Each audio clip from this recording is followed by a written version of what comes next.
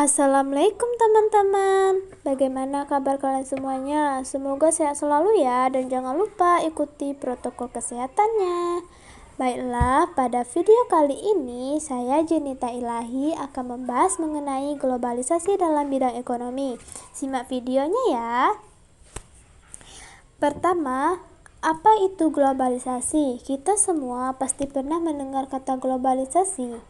Globalisasi adalah keterkaitan dan ketergantungan antar bangsa dan antar manusia di seluruh dunia melalui perdagangan, investasi, perjalanan, budaya populer, dan bentuk-bentuk interaksi yang lain sehingga batas-batas suatu negara menjadi semakin sempit. Contoh globalisasi dalam bidang ekonomi yang pertama, banyaknya supermarket. Dari gambar tersebut, dapat kita simpulkan kehadiran supermarket dan minimarket ini mempengaruhi terhadap keberadaan pasar atau warung tradisional. Akibatnya, penjualan pasar menurun akibat persaingan ini. Yang kedua, adanya daya beli online. Dapat kita lihat, kini pengusaha barang jadi tak hanya memiliki toko offline, tetapi dengan adanya sistem online, mereka mulai untuk melebarkan sistem penjualannya. Hal ini tentunya memberikan dampak positif bagi pengusaha lokal. Mereka tak perlu menyediakan modal yang besar untuk keperluan pengadaan toko. Yang ketiga, terciptanya mesin-mesin canggih.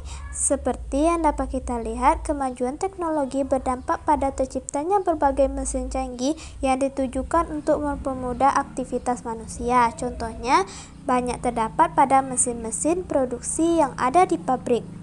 Yang keempat, adanya ekspor dan impor. Kegiatan ekspor dan impor ini mempunyai peranan yang penting dalam aktivitas dan perkembangan suatu negara. Hal ini tentunya berhubungan erat dengan pertumbuhan kegiatan ekonomi suatu negara. Yang kelima, masuknya produk luar negeri dengan mudah. Banyak dari konsumen Indonesia tidak memilih produk di dalam negeri dengan alasan produk lokal memiliki kualitas yang rendah dengan harga yang cukup tinggi. Namun, dengan memilih produk luar, mereka mendapatkan produk dengan kualitas tinggi dengan harga yang sebanding. Yang keenam, terbukanya pasar bursa internasional. Terbukanya pasar membuat produsen dalam negeri dengan mengekspor barang dalam jumlah besar. Namun, biaya ekspor yang rendah, hal ini membuat negara memiliki komoditas ekspor unggulannya yang dapat meningkatkan perekonomian. Selanjutnya, kita masuk pada materi bentuk globalisasi dalam bidang ekonomi.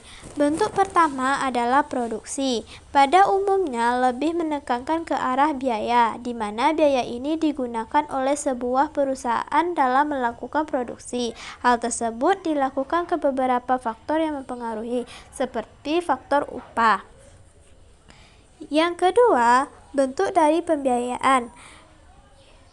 Lebih mengacu pada saat melakukan pinjaman atau investasi, di mana pinjaman atau investasi ini bisa terjadi di seluruh negara yang ada di dunia. Selanjutnya adalah bentuk dari globalisasi ekonomi yang dilihat dari tenaga kerja. Bentuk tenaga kerja dapat dijadikan bentuk nyata dengan adanya para tenaga kerja asing yang masuk ke dalam suatu negara. Yang keempat, jaringan informasi. Dapat dilihat dari kemajuan teknologi yang terjadi pada zaman sekarang ini, sehingga dengan adanya kemajuan teknologi itu menjawabkan semua informasi dapat diterima secara cepat dan juga lebih akurat. Yang kelima, perdagangan. Dapat ditandai dengan adanya penyeragaman. Selain penyeragaman, dapat pula dilihat dari adanya penurunan tarif ekspor dan impor dalam suatu negara.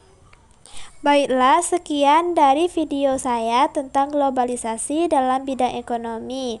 Jangan lupa like, subscribe, dan share ke teman-temannya ya. Sampai jumpa di video lainnya. Thank you.